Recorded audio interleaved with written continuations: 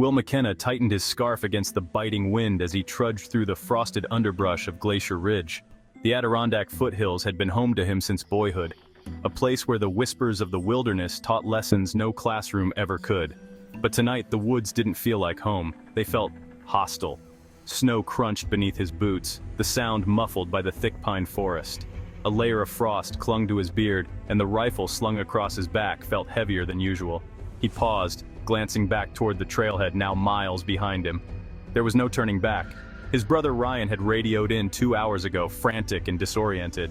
"Something's following me, Will," Ryan had said, his voice cracked with static and fear. I don't think it's human." The line had gone dead after that, leaving Will with a pit in his stomach and a determination forged from a lifetime of looking after his younger brother. Ryan wasn't a greenhorn in the woods. He knew these trails as well as Will did. For him to sound so shaken meant something was terribly wrong. Will crouched, scanning the ground with his flashlight. There it was again, the tracks. Bigger than a dog's and deeper, pressed into the snow with weight and purpose.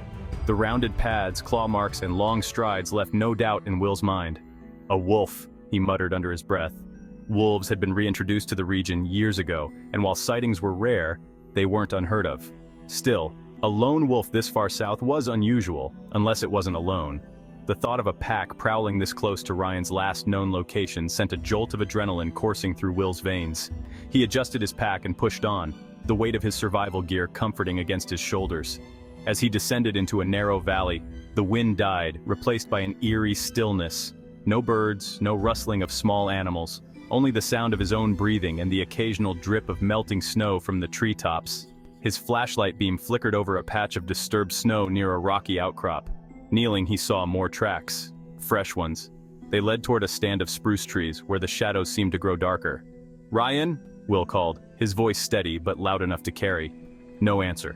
He stepped closer to the outcrop, his breath clouding in the icy air.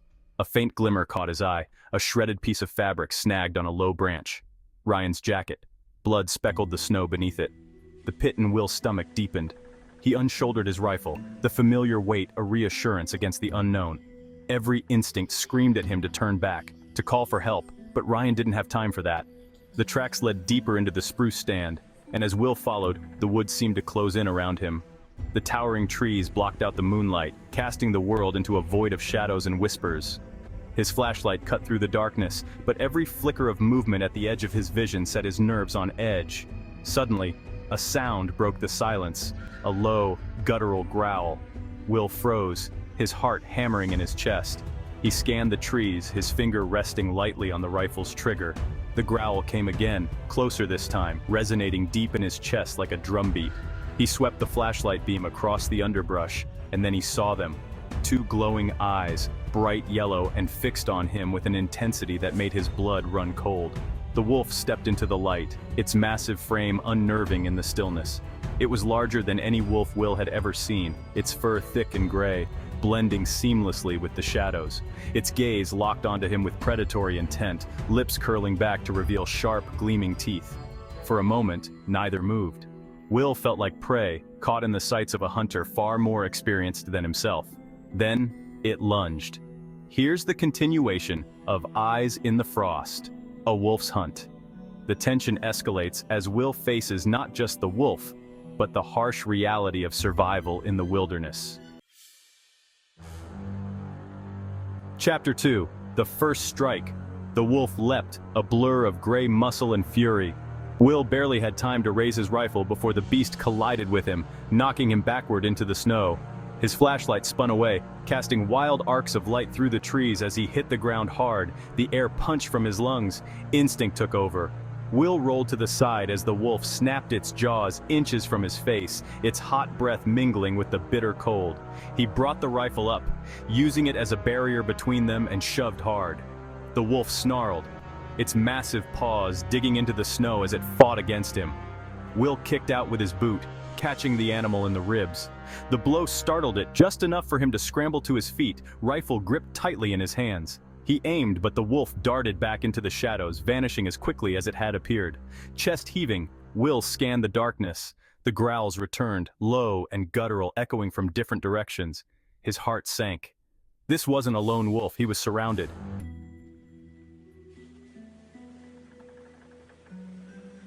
Chapter 3. A desperate search.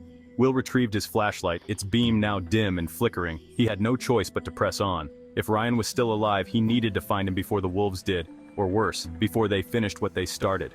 The blood trail from Ryan's jacket led deeper into the valley where the forest grew denser. Every step felt like an eternity, his senses hyper-aware of every sound and shadow. The howls began, distant at first, but growing louder, closer. They weren't just communicating, they were hunting. The trail ended at a cluster of boulders partially covered in snow. Will spotted another piece of Ryan's gear, a glove, torn and bloodied. His stomach clenched. He called out again, his voice hoarse and desperate. "Ryan, it's Will! Where are you?" A faint noise reached his ears, a weak and pitiful sound. A groan. Will surged forward, climbing over the rocks. Behind one of them, huddled and shivering, was Ryan.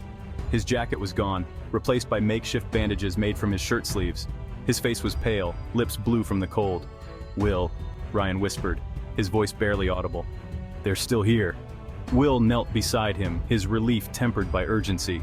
"I've got you, Ryan. Stay with me." He hoisted his brother to his feet, grimacing at the dead weight but refusing to leave him behind. He had to get them both out before the wolves closed in.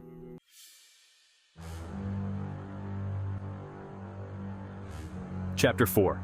The Hunt. The journey back to the trailhead was a nightmare. The wolves' howls grew more frequent and their yellow eyes glinted in the darkness. They were testing him, circling just out of range, waiting for a moment of weakness. Ryan mumbled incoherently, his voice slurred from blood loss and exhaustion. Will's legs burned as he carried his brother through the snow, each step slower than the last. The weight of the rifle slung over his shoulder was a cruel reminder that he couldn't risk stopping to fight. Not yet. A rustling in the underbrush to his left made him freeze. A wolf darted out, snapping at his leg. Will twisted, swinging the butt of his rifle like a club. The blow connected and the wolf yelped, retreating into the shadows. But the attack was a warning. They were closing in.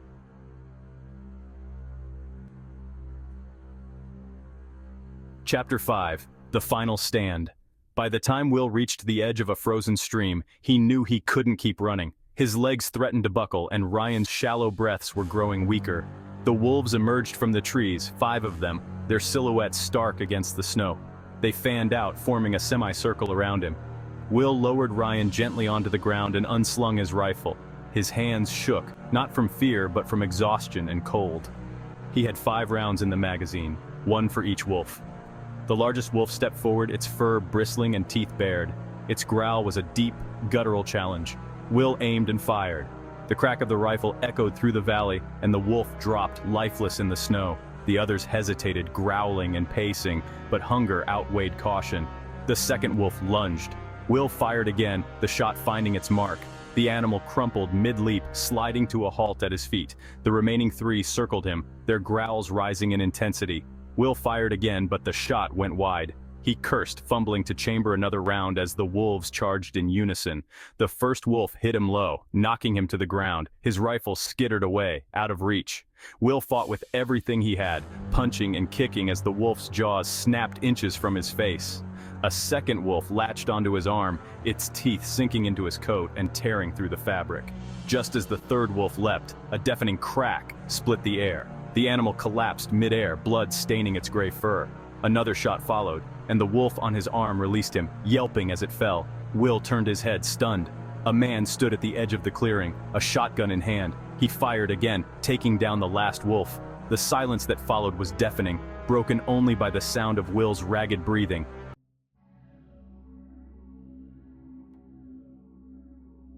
Chapter 6. The Rescue. The man approached, his face obscured by a heavy hood. "You look like you've had a rough night," he said, his voice gruff but not unkind. "Ryan," Will gasped, gesturing weakly to his brother. "Help him." The stranger knelt beside Ryan, checking his pulse. "He's alive, but barely. We need to get him warmed up fast." Together they fashioned a makeshift stretcher and began the slow trek back to the trailhead. The stranger didn't offer his name, and Will didn't ask. All that mattered was getting Ryan to safety. When they finally reached the trailhead hours later, the rising sun painted the snow in hues of pink and gold. A search party was waiting, their shouts of relief echoing through the forest.